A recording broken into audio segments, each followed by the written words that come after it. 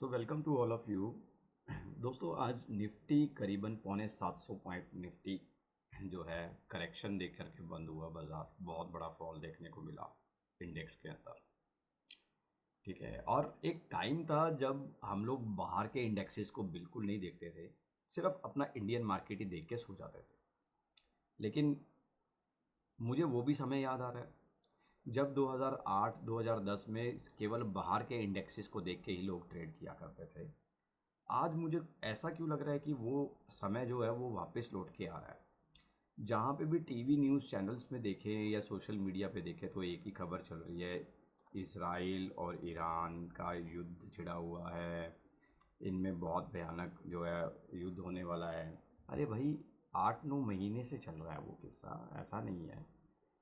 सो और स्थिति जय की तय तय बनी हुई है, उसमें भी कोई बदलाव नहीं है। तो हम इतने पैनिक क्यों हो रहे हैं इस गिरावट से?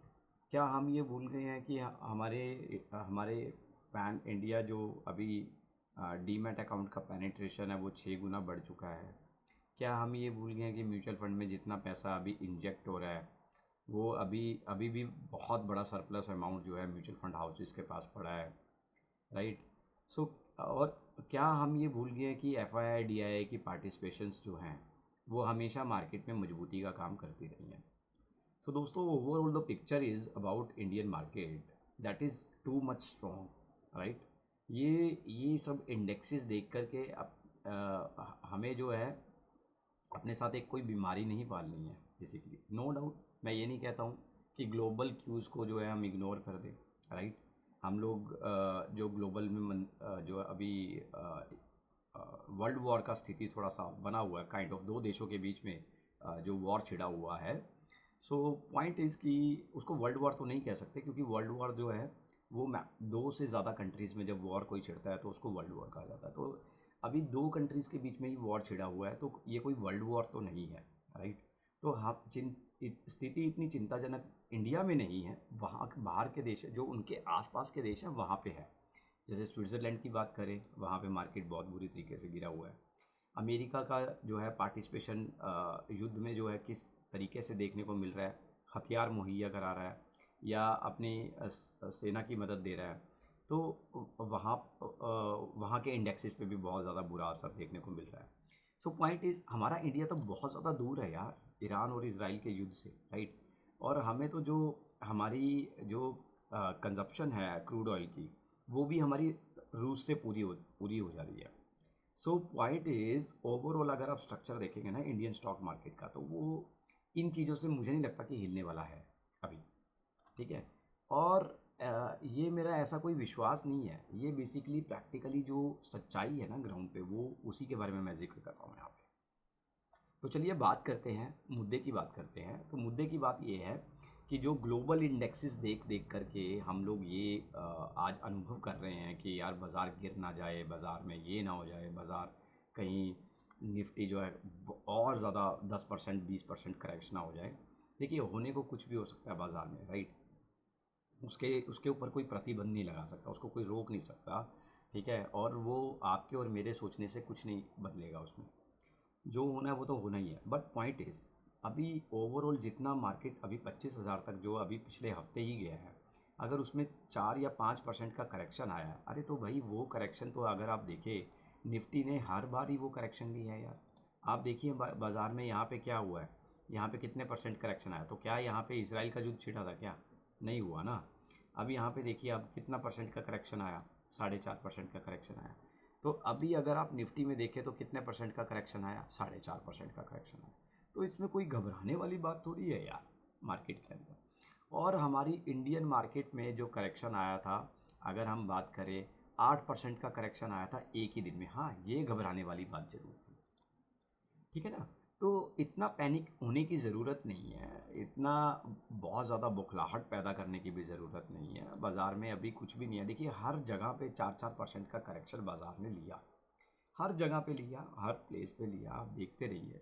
तो तथ्य आपके सामने है कि किस तरीके से मार्केट बिहेव करता है। बेसिकली मैं ये बताना चाहता हूँ आपको कि मार्केट किस तरीके से बिहेव करता है। ठीक है ना? तो चलिए अब बात करते हैं कि मार्केट में अब आगे का क्या अनुमान हो सकता है, क्या लेवल दिख सकते हैं। तो सबसे पहले बात करना चाहूँगा निफ्टी के बारे में, और फिर बात करेंगे बैंक निफ्टी के बारे में, और फिर दो शानदार स्टॉक को भी इंक्लूड करेंगे आज की इस वीडियो में। तो सबसे पहले बात करेंगे निफ्टी के बारे में। निफ्टी में अभी जो ऊपर के लेवल लगे, अगर हम देखें तो प्राइस लेवल को हम लेते हैं, तो ये एक जस्ट वेट, प्राइस लेवल को नहीं लेते हम लोग, लेते हैं प्राइस नोट को। तो ये एक लेवल था 24,155 का, वापस मार्केट गया आपका, जस्ट वेट, ओके नाउ आगे, सॉरी, यस।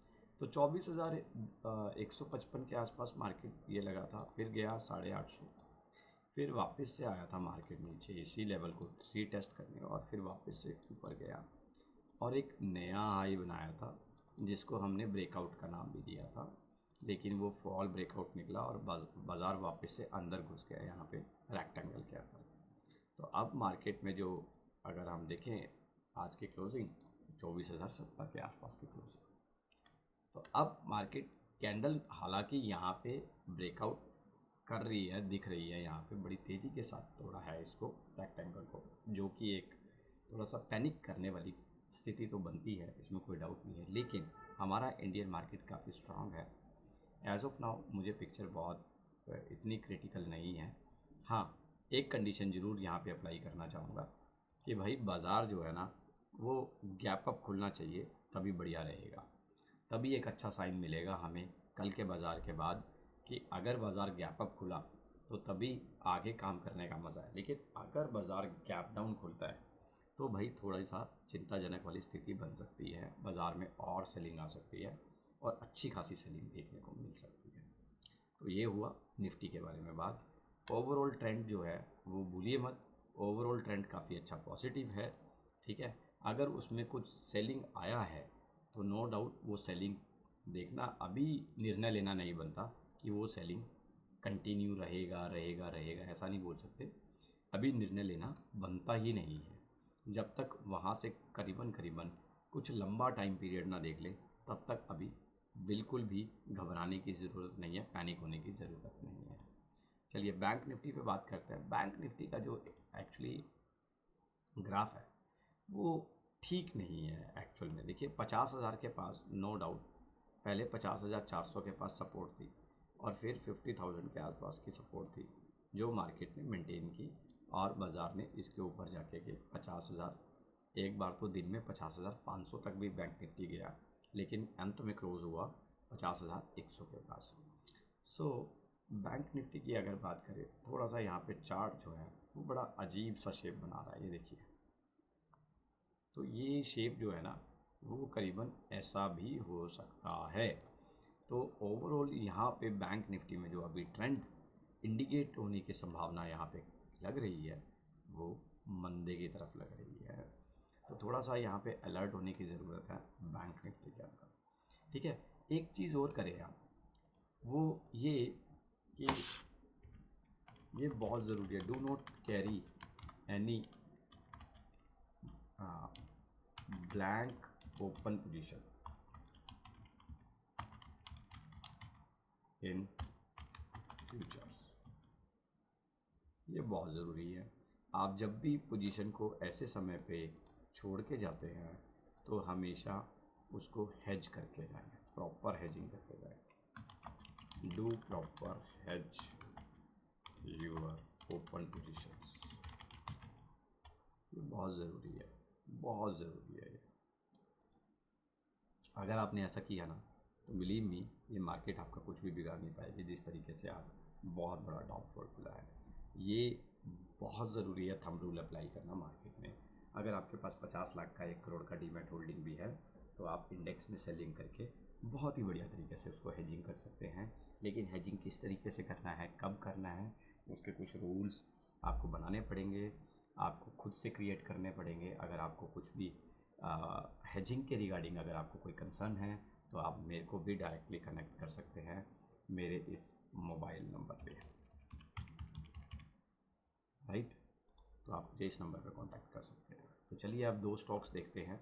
तो निफ्टी के बारे में अपनी राय क्या है कि बाज़ार अगर गैप अप खुलता है तो बहुत अच्छा रहेगा, ठीक है, और लेकिन अगर बहुत बड़ा गैप डाउन खुला तो स्थिति चिंताजनक हो सकती है। ज़्यादा बाइंग ना करें, फिर थोड़ा सा अवॉइड करना ही बनता है। बैंक निफ्टी के बारे में ओवरऑल ट्रेंड जो है वो थोड़ा सा, अब थोड़ा सा नहीं बल्कि यहाँ पे कुछ ज़्यादा ही, निफ्टी से ज़्यादा यहाँ पे जो है सपोर्ट कम दिख रही है, ज़्यादा टूटने की उम्मीदें दिखाई दे रही है, जिस तरीके से अभी चार्ट जो है रिएक्ट कर रहा है। अब चलिए बात करते हैं 2 स्टॉक्स के बारे में। सबसे पहले मैं बात करना चाहूँगा एसीसी के बारे में। एसीसी लिमिटेड काफ़ी टाइम पीरियड से जो है ना एक ही रेंज बाउंड में काम कर रहा है। ये रेंज थी स्टॉक की, तो ये रेंज जो है वो करीबन आज फिर से रीटेस्ट हुई देखने को मिली मार्केट में। आप देख सकते हैं 2340-42 रुपये का लेवल, बहुत ही बढ़िया लेवल था, और वहाँ से 2380 रुपये स्टॉक बंद हुआ। तो 40 रुपये की रिकवरी का मतलब है 2% स्टॉक ने जो है आज ही रिकवरी दी, इसमें अपने सपोर्ट लेवल के साथ। तो दोस्तों एसीसी में 2340, 42, 45 रुपये के आसपास का लेवल बहुत अच्छा स्ट्रॉन्ग जो है सपोर्ट लेवल है। यहाँ पे एसीसी में पोजीशन बनाई जा सकती है, पोर्टफोलियो में जगह दी जा सकती है, और 2600 के लेवल एक्सपेक्टेड रहेंगे फर्दर। अब देखिए दूसरा स्टॉक है जनरल इंश्योरेंस कॉर्पोरेशन। ये स्टॉक ने भी बहुत ही बढ़िया एक मोमेंटम दिखाया। अगर आप ध्यान से देखें तो ये कुछ लेवल हैं इस स्टॉक के, राइट, और इस स्टॉक में आज प्राइस बंद हुआ है 385 रुपये का, जबकि ये स्टॉक पिछले काफ़ी समय से 440 रुपये का घर बना के हमेशा ही टूट जाया करता था। आप देखिए किस तरीके से ये 440 रुपये का घर बना के कई बार टूटा है। ये देखिए यहाँ पे भी देखिए आप, ठीक है। तो अब जब भी नीचे आया तो ज़्यादातर 312 रुपये के पास की विंडो दिखाई स्टॉक ने, और वहाँ से फिर एक बहुत ही बढ़िया हमेशा रिकवरी देता हुआ दिखाई दिया ये स्टॉक। तो भाई जनरल इंश्योरेंस का एक अलर्ट मोबाइल में सेट कर लीजिए, जिस भी ब्रोकिंग हाउस में आपका अकाउंट है। 386 रुपये बंद हुआ है, 320 रुपये के नीचे कभी भी ये स्टॉक मिले, इसको आप, इस स्टॉक को आप अपने पोर्टफोलियो में फिर जगह दे सकते, आप जगह दीजिए इसको अपने पोर्टफोलियो में, और बिलीव मी आपको करीबन ये हंसते हुए करीबन 25% जो है रिटर्न ये स्टॉक आपको दे सकता है, जनरल इंश्योरेंस इंडिया लिमिटेड। तो दोस्तों 320 के नीचे इसका अलर्ट लगा लीजिए, और साथ ही एसीसी का भी अलर्ट लगा लीजिए 2340 रुपये के पास। तो दोस्तों आज का 13 मिनट का वीडियो यहीं पे समाप्त करते हैं। नेक्स्ट वीडियो में फिर से हम बात करेंगे निफ्टी, बैंक निफ्टी और 2 इम्पॉर्टेंट स्टॉक, नए स्टॉक और ऐड करेंगे अपनी वीडियो में। तो तब तक के लिए थैंक यू सो मच। घबराने की ज़रूरत नहीं है, पैनिक होने की ज़रूरत नहीं है, कोई बड़ी पोजीशन बना करके ओपन करके मत जाइए प्लीज़। जो भी फ्यूचर में आप किसी तरीके का ब्लैंक पोजीशन आप बना के चल रहे हो तो उसको प्रॉपर हेज करके जाइए, यही मार्केट का थंब रूल है, तभी आप जो है अपने ट्रेड में सक्सेस हो पाएंगे। Thank you so much.